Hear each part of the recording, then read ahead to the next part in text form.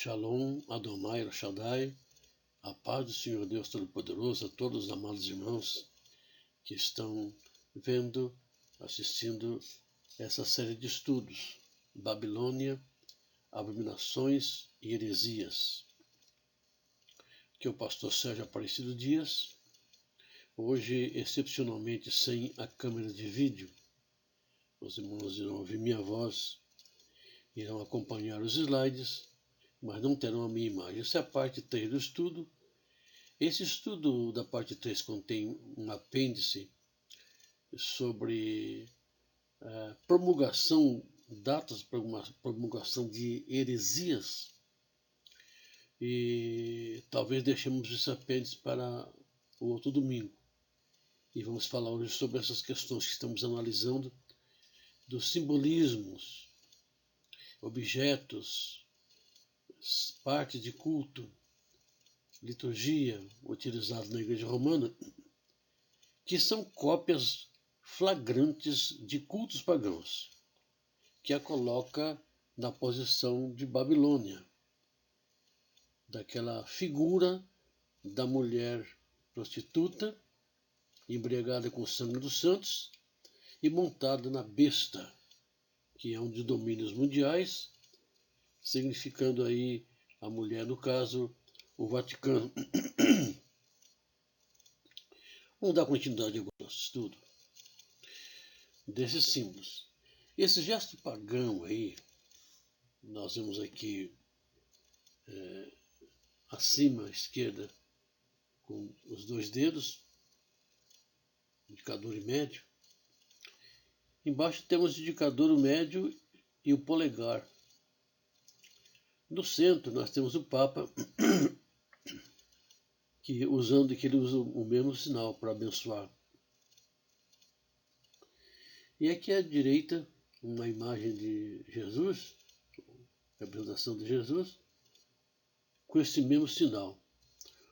O problema é que esse sinal é um gesto satânico do paganismo romano.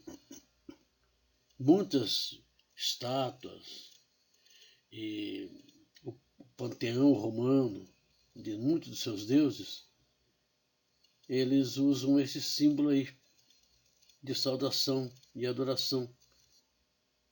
É um gesto pagão, é um gesto satânico, e não tem por que uma igreja cristã utilizar esse símbolo de abençoar. Novamente, voltando para aquelas desculpas esfarrapadas do início do nosso estudo, apresentamos as desculpas que eles dão, é que eles utilizam esses simbolismos que eram usados para os deuses pagãos, utilizando para Jesus, para que os pagãos com o tempo esquecessem os seus deuses, mesmo porque eram forçados a isso, né? Alguns apanhavam muito, eram presos, e outros que não queriam aceitar a adoração do novo Deus eram mortos. Então, com o tempo, se poderia esquecer através da adoção desses símbolos. E essa primeira figura lá em cima à esquerda consta na estátua de Pedro no Vaticano, abençoando. O rosário, que é muito usado na Igreja Católica Romana, ele vem do paganismo hindu, das várias seitas pagãs do Oriente. Eles usavam rosário de contas, e rosário de esferas, e rosários de outros materiais. Mas geralmente eram de objetos redondos. Existem certas plantas que dão esse tipo de semente. Aqui no Brasil eles usam uma planta para fazer. Pegam a semente seca e eles fazem um furo no meio, os artesãos fazem, passam um cordão, uma coisa qualquer, de ouro, de prata, ou de outro material qualquer, de algodão, de qualquer outro material, um barbante, para unir as esferas. E nós vemos aqui quase no centro da imagem, descendo lá desde aquela primeira da divindade hindu, depois nós temos a do centro, e que é um rosário utilizado por muçulmanos. Eles utilizam rosário, eles dividem várias contas, cada número de contas tem um tipo de oração. Por exemplo, o rosário católico romano, ele tem o rosário completo, para muitas e muitas orações, e tem o terço. O terço é o que ele mesmo, é um terço do rosário. O número de contas que tem no terço, no rosário comum, aliás, o rosário completo, ele tem 3 vezes, 2 vezes mais, né? 3 vezes aquela quantidade. E geralmente é dividido em 10. É difícil contar rosário com divisão, a não ser por cor diferente. A divisão a pessoa faz na mão quando está rezando. Minha avó fazia isso, eu fazia também. Então a Ave Maria cheia de graça, veio convosco, é uma daquelas. Depois Ave Maria e Rainha. Cada Ave Maria passa por uma conta do rosário. Aí depois tem a Salve Rainha, e depois tem o Credos Pai, e assim vai. Interessante que no Egito Antigo era comum os faraós serem enterrados com um rosário de seus deuses. Lembrando que na Índia se usa rosários.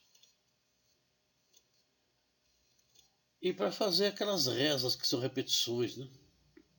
A Bíblia diz assim, há horários não useis de vãs repetições como fazem os gentios, presumindo que pelo seu muito falar serão ouvidos.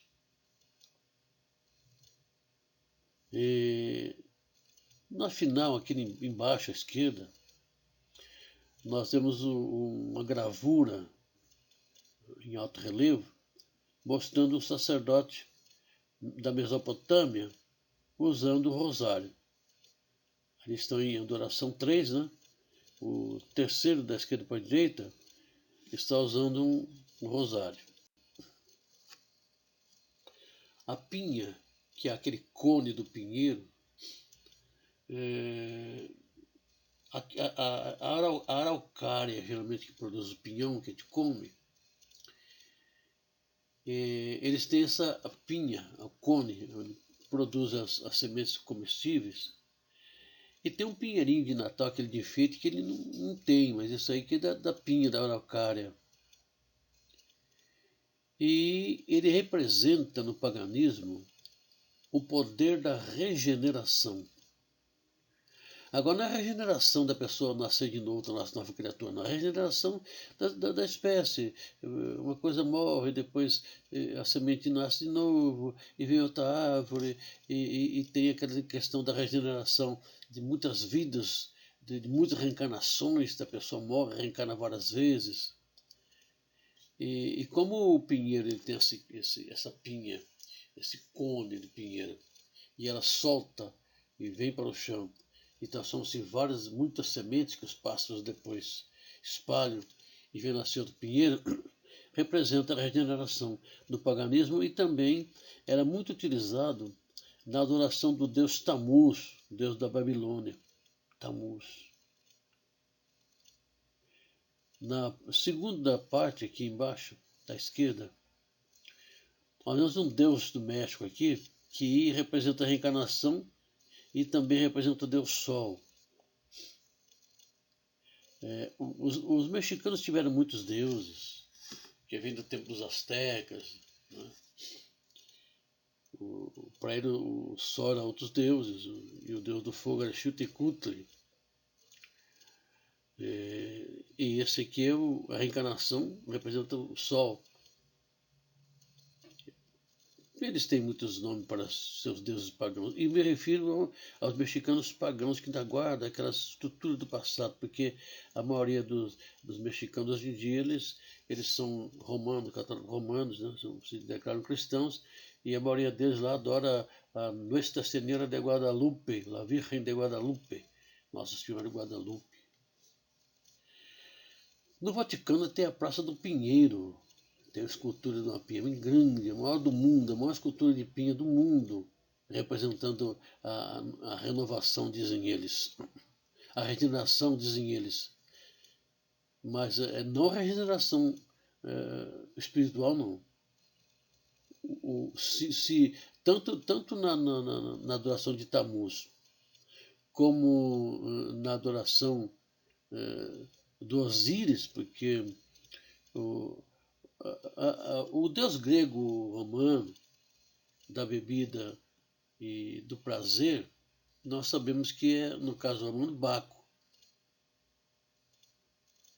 E no caso Osíris, havia o bastão de pinho que eles utilizavam, um cetro de forma de pinho, e sempre esse cone estava em algum lugar onde representasse o poder do deus Osíris, ou de Baco, o deus do vinho, o deus dos prazeres.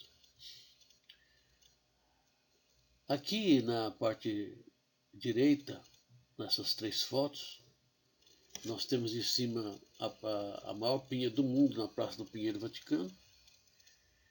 E nas igrejas, catedrais ao longo do Vaticano, mais esculturas do Conde do Pinheiro. E o próprio Papa, no seu bastão papal, ele tem o símbolo desse pinheiro, representando os diferentes deuses do paganismo e as diferentes culturas. Justamente naquele crucifixo satânico que fizeram para zombar de Jesus, tem na base dele uma pinha. Ora, quem criou essa cruz aí foram os pagãos para ridicularizar Jesus. E nessa pinha que eles colocavam aqui aos pés da cruz, no pé de Jesus, abaixo do pé de Jesus, simbolizava o poder de Osíris, o poder de Tammuz, o poder do Deus deles, zombando e criticando de Jesus pendurado assim na cruz. E esse mesmo crucifixo, com esta pinha, com esse símbolo pagão, o Papa usa. E a gente fala, é grande Babilônia, eles vão ficar com raiva, vão ficar irritados, mas tem que se comparar, porque adota todos os sistemas pagãos. O Sagrado Coração, esquisito, até mesmo no tempo de católico, eu achava esquisito aquela gravura e aquelas estátuas, aquelas imagens de Jesus com o coração do lado de fora, Maria com o coração do lado de fora. Diziam que é para simbolizar o sofrimento de Cristo e aquele negócio todo. Mas olha, aqui à esquerda, lá em cima, tem o nome do Senhor da vida e da morte, e Quetzalcoatl. Nós estamos falando dos deuses adorados antigamente no México, que alguns antigos ainda adoram, e falamos de Xiuhtecutli, o deus do fogo e o deus da morte, mas o Senhor da vida e da morte era Quetzalcoatl, adorado pelos astecas, pelos maias. Mas é interessante que esse Deus e o coração sagrado era a adoração babilônica. O Deus deles lá, Quetzalcoatl, com o coração do lado de fora. Embaixo nós temos outra imagem do paganismo também, de um Deus segurando as chaves, que abre o paraíso e o inferno, para a guerra e para a paz. Em cima, nós vemos de novo o Sagrado Coração, Jesus aí com o coração do lado de fora. E lá está o sinal satânico feito, aquele Jesus fez no sinal satânico de 3, que representa o tridente do diabo. Ele diz assim, não, o 3 é Pai, Filho e Espírito Santo. Sempre eles têm uma maneira de tentar inverter as coisas. Ou coloca esse 3 aqui, segurando o polegar e o mínimo, levantando os dedos indicador, médio e anelar, ou então levanta o indicador e médio e o polegar. E nós estamos afirmando e mostrando que isso sempre foi utilizado em cultos pagãos. Isso quer dizer, não, mas nós usamos para significar Pai, Filho e Espírito Santo. Vai entender, não é? A questão das chaves. Eles dizem que, como Jesus Cristo deu as chaves para Pedro, o Papa, que é o continuador da obra de Pedro, porque o Papa, Pedro foi o primeiro Papa, dizem eles, Então, assim como foi dada para Pedro, o Papa também tem essa chave. Ele também tem essa autoridade. E a promulgação da Igreja como proprietária das chaves que abre o reino dos céus e também o inferno, então pode condenar com excomunhão, como tu pode salvar com a extremoção e com as missas. Isso foi no ano de 437. Está os símbolos dela na roupa do Papa. Ele também utiliza uma chave bem grande, coberta de ouro. E tem esse símbolo lá atrás na cadeira do Papa também. Vocês podem ver na cadeira do Papa, tem esse símbolo dessa chave.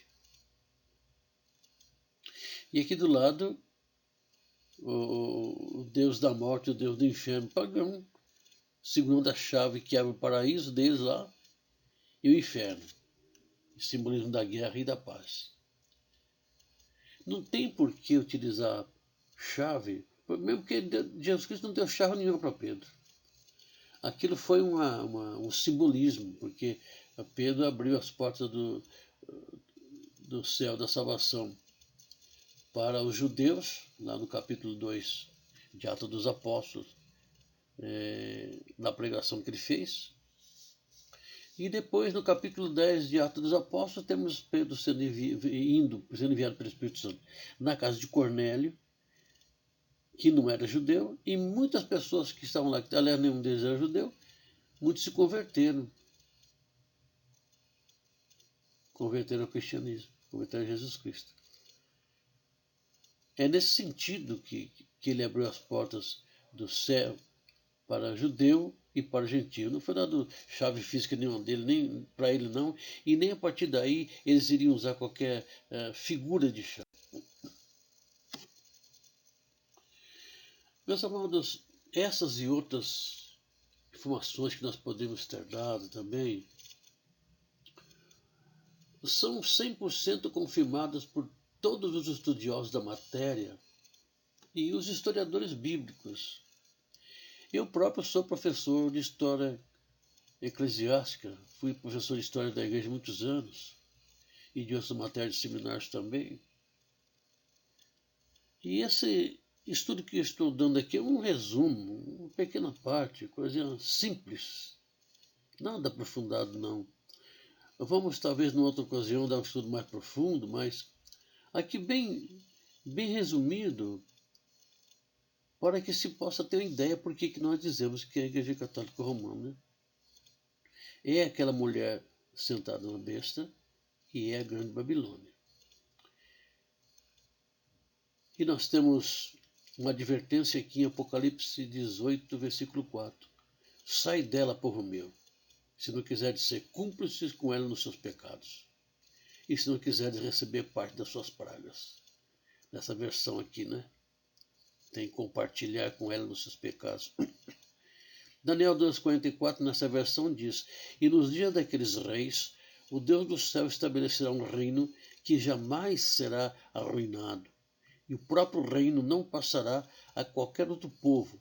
Esmiuçará e porá termo a todos esses reinos, e ele mesmo ficará estabelecido por tempos indefinidos. Esse é o reino de Jesus Cristo.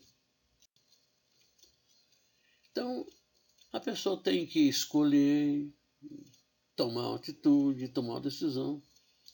Ou fica fora de Babilônia, ou fica do lado dela e recebe junto com ela as pragas de destruição. Então, toma uma posição do lado de Deus, que é verdadeiro. A Bíblia em João capítulo 8, versículo 32 e 33 diz assim: e 32 e 36. E conhecereis a verdade, e a verdade vos libertará. Se, pois, o Filho vos libertar, verdadeiramente sereis livres. A escolha é particular, é pessoal, é sua. Os crentes já fizeram a sua escolha. Você que não é ainda, tem que fazer a sua. A igreja, quando começou, era uma igreja santa. Mas desviou-se da verdade. E quando ela começou a se desviar da verdade, muitos começaram a sair, formaram outros grupos, foram perseguidos, mortos, presos. Até que finalmente, em 1517, Martinho Lutero, que era padre, e professor de teologia na Universidade de Wittenberg, na Alemanha. Ele não era qualquer pessoa, não era doutor Martinho Lutero, doutor. Ele viu os erros da igreja e tentou consertar. Ele não queria brigar com a igreja, não, mas ele foi expulso. Tentaram matá-lo e começou aí a chamada Reforma Protestante, em 1517. Mas muito tempo antes disso, 800 anos antes disso, já se fizeram tentativas de mudança. E depois, alguns não tentaram mudar, mas tentaram fazer mudança neles mesmos. O caso de São Francisco de Assis, Santo Antônio, Bernadette, Santa Catarina, que depois foi chamado de santa, né?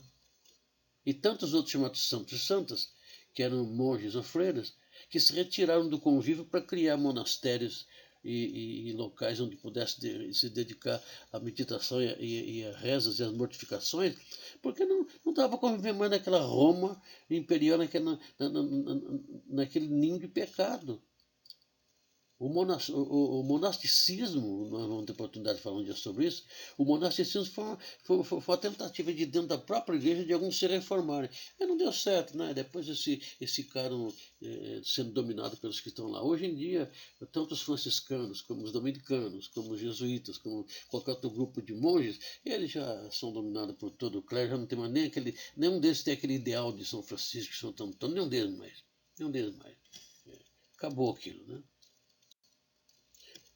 Nós partimos agora nessa parte 3, que nós estamos estudando, um apêndice especial sobre datas de promulgações de algumas heresias.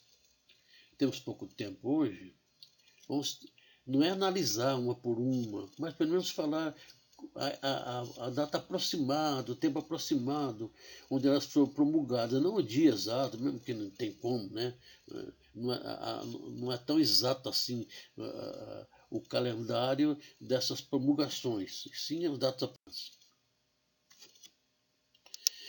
Isso foi feito pela Igreja Católica e adotado esse grupo de heresias aos poucos, ao longo de 1600 anos. Embora sejam datas aproximadas, elas foram adotadas primeiro na prática e depois pelos conselhos da igreja, pelos concílios, proclamados pelo Papa como dogma de fé e incorporadas ao sistema de adoração católico romano. Em desacordo com Isaías 8:20, que diz: a lei é o testemunho, se não falarem segundo essa palavra, porque não há luz neles. Essas heresias só foram repudiadas por completo no século XVI, na reforma de Martinho Lutero, em 1517. Eis aqui algumas heresias. Eu acho que de todas as tradições que foi ensinado e praticado pela Igreja Católica e que a Bíblia não concorda, as mais antigas são as preces para os mortos e o sinal da cruz, que surgiram cerca de 300 anos após Cristo. A bem na verdade, algumas coisas começaram a querer ser introduzidas já a partir do ano 200. Aliás, em 150 já houve o início de uma heresiazinha, né? Que foi combatida. Mas aquelas que ficaram foram sendo acrescentadas uns 300 anos após Cristo. Então, nesse período, nós tivemos as velas, a veneração aos anjos e aos santos mortos, e a missa como celebração diária do sacrifício cruento de Cristo, mas um sacrifício incruento, sem sangue. A repetição diária do sacrifício de Cristo. Isso tudo aconteceu entre o ano 300 e entre o ano 400, 410, por aí. Primeiro, a questão da oração pelos mortos, ou para eles. E a adoção do sinal da cruz. Esse negócio de dizer que os cristãos usavam o sinal da cruz é mentira. Tem isso não. Como parte de liturgia, não. Aliás, o sinal que eles usavam para se identificar era o peixe. Nós vamos depois dizer para os irmãos o porquê. Né? Era o peixe. A questão da cruz que alguns colocavam para marcar que eram cristãos, isso aí aconteceu nas catacumbas de Roma, já naquele início de cristianismo, dentro dos primeiros 100 anos, e depois disso em outras perseguições. Afinal de contas, as perseguições foram até o ano 313. Muita coisa, não é? Então essas adoção de vela para iluminar o caminho, a adoção dos livros apócrifos que contêm a oração em favor dos mortos. Numa outra ocasião vamos falar sobre os livros apócrifos aqui.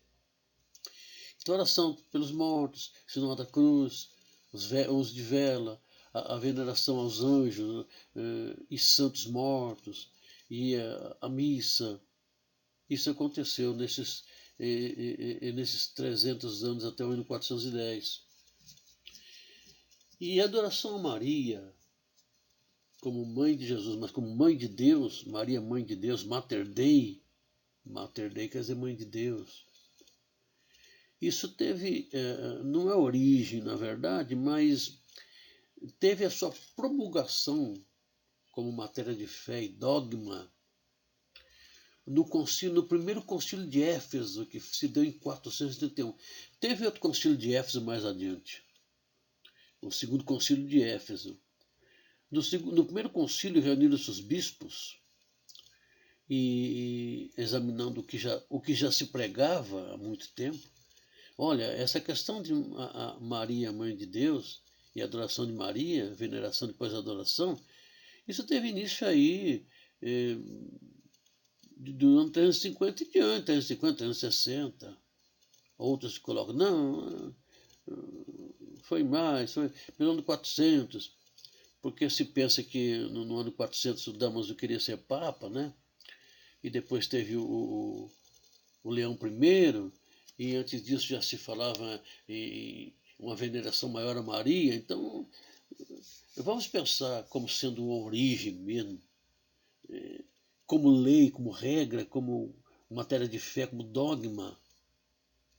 No ano 431, na realização do primeiro concílio de Éfeso. E a questão dos padres adotarem novas vestimentas, a batina, geralmente em negro, né? Menos o Papa que se veste de branco, e o paramento em cima das batinas que os bispos têm, que outras cores os cardeais também usam, que é o púrpura escarlate. Estão lembrados, né? Da parte 1 do estudo, as cores púrpura e escarlate. Eles passaram a utilizar então as batinas, todos os padres, a partir do ano 500, como lei, estabelecida por lei. E nós vamos ficar por aqui hoje.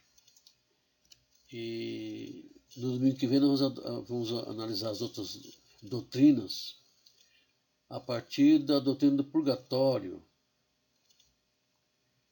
E nós vamos ver isso até com um pouco de detalhes no próximo domingo. Hoje nós vamos ficando por aqui. Eu agradeço a todos que até agora têm assistido. Esse estudo, que era para ser só em 3 partes, vai ficar um pouco maior, mas nós vamos fazê-lo sempre seguindo as regras do YouTube, para vídeos de 30 minutos, um pouco mais. Para fazer vídeos grandes, você tem que pagar, tem outras coisas, então no momento não dá. Então a gente prefere dividir mesmo, porque fica mais fácil depois para os pastores entregar o estudo em suas igrejas também. Tá certo, meus amados? Estamos ficando por aqui. Boa escola dominical. Lembrando que nós estamos integrando na escola dominical. A Igreja Batista Regular Gerizim já voltou na escola dominical. Os irmãos podem voltar aos poucos, sem medo. Aos cultos presenciais também, aos domingos à noite. E enquanto nem todos os irmãos podem voltar na escola dominical, nós estamos proporcionando aos irmãos esses vídeos. Depois nós entregamos esse mesmo estudo na igreja. Hoje eu entreguei estudo na igreja, de manhã, na escola dominical. E os irmãos estão recebendo agora através do YouTube. Certo, meus irmãos? Então, tenham todos um domingo abençoado. Pela manhã nós vamos entregar esse estudo na escola dominical. Amanhã pela manhã. Porque eu estou gravando agora, sábado. Então os irmãos sejam abençoados. Todos recebam a paz do Senhor em seus corações. E meu Shalom, Adonai El Shaddai, a paz do Senhor Deus Todo-Poderoso. Deus abençoe, meus amados irmãos.